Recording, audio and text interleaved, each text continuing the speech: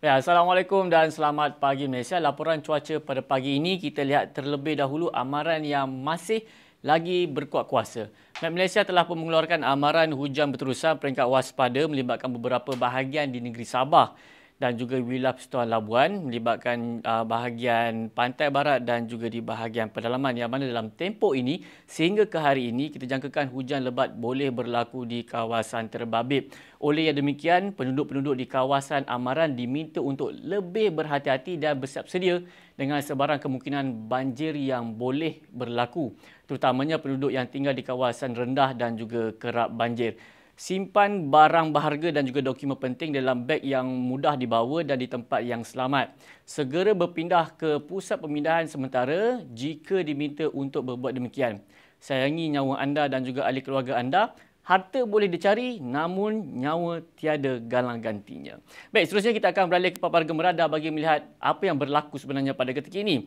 Baik, bagi negeri Sabah, pada ketika ini hujan yang berlaku sebelum ini sudah pun reda sementara. Namun pada ketika ini hujan berseteruk petir masih lagi berlaku di kawasan perairan di negeri Sabah. Dan memandangkan angin bertiup daripada arah baratan, jadi hujan yang berlaku di kawasan perairan ini perlahan-lahan akan bergerak memasuki ke kawasan daratan. Jadi di negeri Sabah, kita jangkakan akan mengalami keadaan cuaca yang agak lembap sekali lagi menjelang ke lewat pagi ataupun tengah hari nanti. Bagi negeri Sarawak pada ketika ini dalam keadaan yang agak mendung, tiada hujan yang berlaku. Tetapi di sekitar bahagian Mukah buat masa kini dalam mengalami keadaan cuaca yang agak lembap, hujan di satu dua tempat dan kita jangkakan ianya akan berangsur reda tidak lama lagi. Baik, bagi negeri Sabah, di negeri Sarawak maafkan saya, pada petang nanti hujan berseteruk petir akan berlaku di bahagian utara yang melibatkan di bahagian Limbang, Miri dan juga di bahagian Kapit. Manakala di bahagian lain kita jangkakan hujan di satu tempat boleh berlaku tetapi kebarangkaliannya agak rendah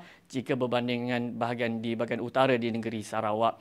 Baik, bagi semenanjung Malaysia pada ketika ini kebanyakan negeri dalam keadaan yang agak mendung terutamanya di bahagian tengah.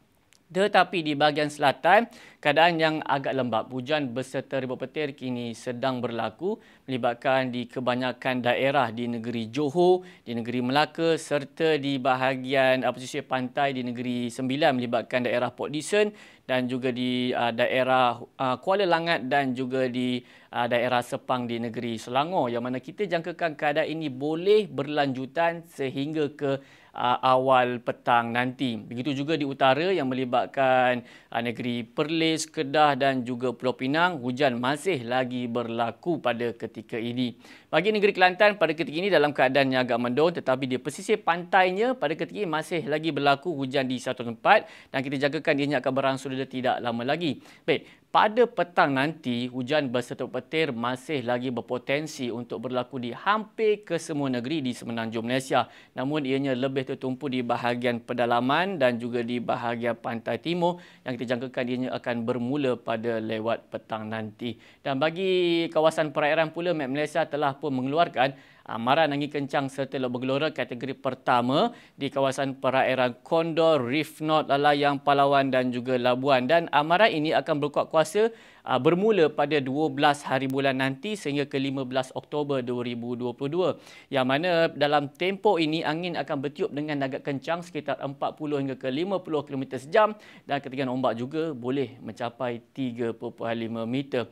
Dan amaran ini juga melibatkan kawasan perairan di bahagian barat di negeri Sabah. Jadi pada orang ramai diharapkan sentiasa waspada, peka dengan amaran serta ramalan yang dikeluarkan oleh Met Malaysia. Dan untuk anda untuk mendapatkan informasi yang lebih terkini, anda boleh layari laman sesawang kami di www.met.gov.my ataupun boleh muat turun aplikasi My Cuaca serta anda boleh layari Facebook, Instagram, Twitter dan juga YouTube kami. Baiklah, sebelum bisa kita lihat amalan cuaca bagi bandar-bandar utama di seluruh Malaysia. Saya Wan Hafiz. Assalamualaikum dan salam sejahtera.